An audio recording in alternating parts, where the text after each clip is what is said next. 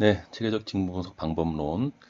자, 오늘은 회사의 각 직무 담당자들이 이 직무 기술서를 활용해서 자신의 업무를 관리하는, 특별히 업무 성과를 관리하는 방법에 대해서 소개를 해드리도록 하겠습니다. 그러니까 회사마다 이 직무 기술서가 있잖아요. 그 직무 기술서를 만들어 놓고 활용하지 못하는 경우들이 굉장히 많은데, 이 직무 기술서를 만들면 그 직무 기술서를 해당 직무 담당자들에게 배포해서 그 직무 기술서를 참고해서 자기의 업무를 관리할 수 있도록, 특별히 업무 성과를 관리할 수 있도록 유도해 주셔야 돼요.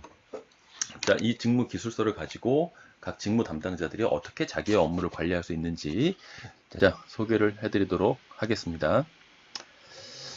자, 여러분들 회사의 직무 기술서에 이런 내용들이 있어야 돼요. 그러니까 이런 그 지금 이 내용들을 미션이 뭐고 핵심 성과가 뭐고 CSF가 뭐고 이걸 모르시는 분들은 자, 먼저 여기 위에 있는 9강, 9강 내용을 꼭 보십시오. 제가 여기다 띄워 놓을게요. 이 부분에다가 띄워 놓을 테니까 그 내용을 먼저 꼭 보시고 이 내용을 보셔야 돼요. 이 개념들을 알아야 되니까. 자, 그 여러분들 회사의 직무 기술서에 이런 내용들이 있어야 돼요. 미션, 핵심 성과, CSF, KPI, 행동지표, 직무 역량, 직무 자격, 수행 업무. 이런 것들이 있어야 됩니다. 자, 그래서 직무 기술서에 쓰여 있는, 기록되어 있는 이 내용들을 가지고 그 직무 담당자들이 어떻게 자기의 업무 성과를 관리할 수 있는지, 업무를 관리할 수 있는지 지금부터 설명을 드리도록 하겠습니다. 직무 기술서에 적혀 있는 해당 직무의 미션을 보고 각 직무 담당자들은 내가 수행하고 있는 이 직무가 우리 회사에서 어떤 의미를 가지고 있구나, 이런 의미를 가지고 있구나, 이것을 정확하게 이해할 수 있어야 돼요. 내가 수행하고 있는 업무가 없으면 회사에 이런 문제가 발생될 수 있구나. 그거를 이 직무 기술서에 쓰여 있는 미션을 통해서 알 수 있습니다. 여러분들 회사의 직원들이 내가 수행하고 있는 업무가 회사에 어떤 의미를 가지고 있는지, 이 업무에서 이 업무가 무너지면 회사에 어떤 위험이 처할 수 있는지를 모르고 일하는 것과 내가 수행하고 있는 업무가 회사에 이런 의미가 있구나. 뭐 내가 하고 있는 업무를 제대로 못하면 이런 위험이 발생될 수 있구나. 이걸 정확하게 알고 일하는 경우와 어떤 경우에 성과가 더 좋겠습니까? 당연히 후자의 경우에 성과가 좋겠죠. 그러니까 직원들은 이걸 알고 일을 해야 돼요. 그런데 많은 경우 이걸 모르죠. 그렇기 때문에 직무 기술서에다가 해당 직무의 미션, 뭐 간호사라면 간호사 직무의 미션, 인사 담당자라면 인사 담당자의 미션을 기록을 해서 각 직무 수행자들에게 배포해서 자기가 수행하고 있는 업무가 왜 꼭 필요한지 이 회사에 그걸 정확히 알고 일을 할 수 있도록 만들어야 되겠죠.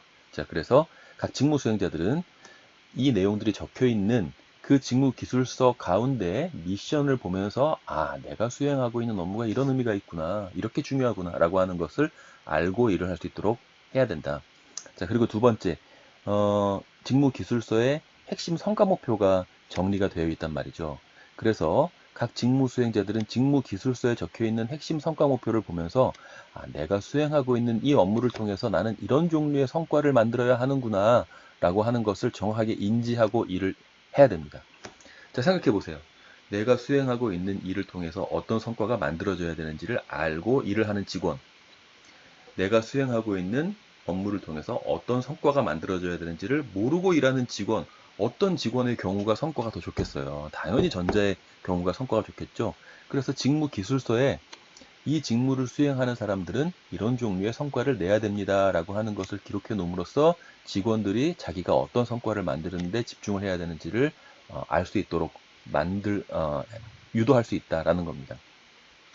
자, 그리고 세 번째, 직무기술서에 CSF가 기록이 되어 있죠. 그래서 이 CSF의 내용을 보면서 각 직무 담당자들은 내가 업무를 수행하면서 뭘 가장 중심에 두고 일을 해야 되는지를 알 수 있습니다. 그래서 이 직무기술서의 CSF에 예를 들어 인사 담당자의 성과 목표 가운데 우수인재 확보가 있는데 인사 담당자의 성과 목표 가운데 우수인재 확보가 있는데 우수 인재를 확보하는 데 결정적인 영향을 미치는 요인인 CSF의 직원들이 회사에 대해서 갖는 비전, 그렇죠. 직원들이 회사에 대해서 갖는 비전이 클수록 우수 인재를 확보할 가능성이 높아지죠.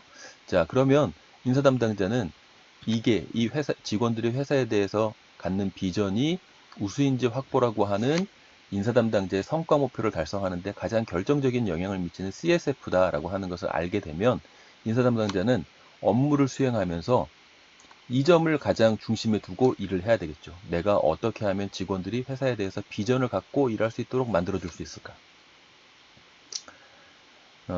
그래서 인사 담당자의 그 노력을 통해서 직원들이 회사에 대한 비전을 갖게 되면 우수한 인재들이 우리 회사에 입사할 가능성이 높아지겠죠. 자, 이렇게 CSF를 통해서 해당 직무 수행자들은 내가 업무를 수행하면서 뭘 가장 중심에 두고 일을 해야 되는지를 판단할 수가 있게 됩니다. CSF는 하나만 있는 거 아니에요. 여러 가지가 있겠죠. 자, 그리고 KPI를 통해서 내가 조직에 현재 어느 정도 기여하고 있는지를 KPI라고 하는 수치를 통해서 객관적이고 또 수시로 파악할 수가 있죠. 대표적으로 이제 쉽게 말씀드리면 건강검진의 수치들이 KPI라고 볼 수 있는데 그 수치를 통해서 내가 현재 어느 정도 건강한지를 수시로 파악할 수가 있잖아요. KPI 그런 용도입니다. KPI가 직무기술서에 기록이 되어 있죠. 아, 나의 KPI는 이런 거구나. 그러면 그 수치들을 수시로 모니터링 하면서 내가 현재 조직에 얼만큼 기여하고 있는지 직무 수행자들이 판단할 수 있도록, 객관적으로 판단할 수 있도록 만들어 줄 수 있다는 겁니다. 그리고 직무기술서에 행동지표가 나와 있죠.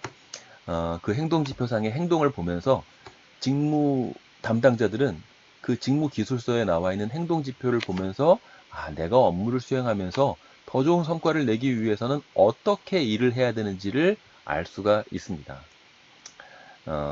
뭐, 이 행동지표에는 어떤 방식으로 일하는 게 좋다, 어떤 부분에 유의해라, 집중해라, 뭐 이런 것들이 쓰여 있거든요. 자, 이거 행동지표 모르시는 분들은 이해가 안 될 겁니다. 그럼 반드시 이 구강을 먼저 들어주세요.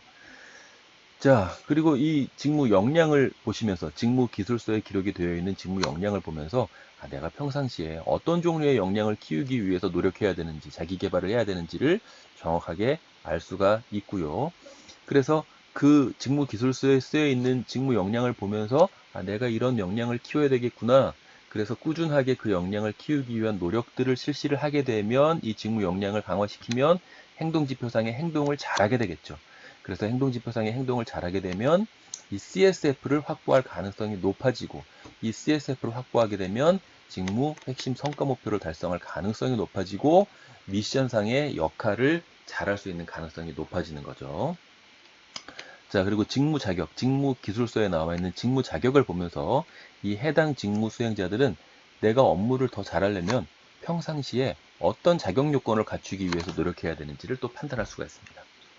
어떤 공부를 하면 좋을지도 뭐 대학원을 가고 싶다. 그러면 어떤 전공을 하면 좋을지, 자격증을 따고 싶다. 그러면 어떤 자격증을 따면 좋을지, 내가 새로운 업무를 해보고 싶다. 그럼 어떤 업무를 하면 좋을지, 뭐 이런 것들이 이 직무 자격에 기록이 되어 있기 때문에 이 직무 기술서에 나와 있는 직무 자격을 보면서 해당 직무 수행자들은 내가 업무를 더 잘하려면 평상시에 어떤 요건들을 갖추기 위한 노력을 해야 되는지를 정확하게 판단을 할 수가 있습니다. 그리고 직무 기술서에 수행 업무가 쓰여져 있단 말이죠. 그래서 이 직무 기술서에 쓰여 있는 수행 업무 코너를 란을 보면서 신입사원의 경우에는 내가 어떤 일을 해야 되는지를 알게 되는 거죠. 아, 내가 이런 종류의 일들을 해야 되는구나 라는 것을 알 수 있게 됩니다. 자, 이렇게 직무 기술서에 쓰여 있는 이런 내용들을 통해서 각 직무 수행자들이 이렇게 관리를 잘하게 되면 성과 목표를 달성할 가능성이 높아지겠죠. 왜? 이게 서로 다 연결이 되어 있는 개념이죠.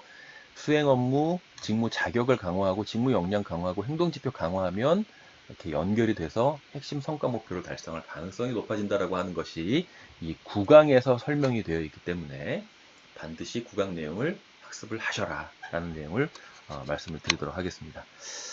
자, 좋아요와 구독 꼭 눌러주시고요. 궁금한 점 있으신 분들은 이 메일이나 또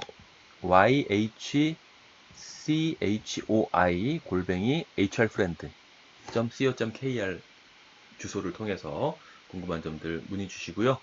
페이스북 친구 신청하실 분들은 이 아이디로 친구 신청해 주시면 감사드리겠습니다. 자, 그러면 다음 시간에 또 뵐게요. 감사합니다.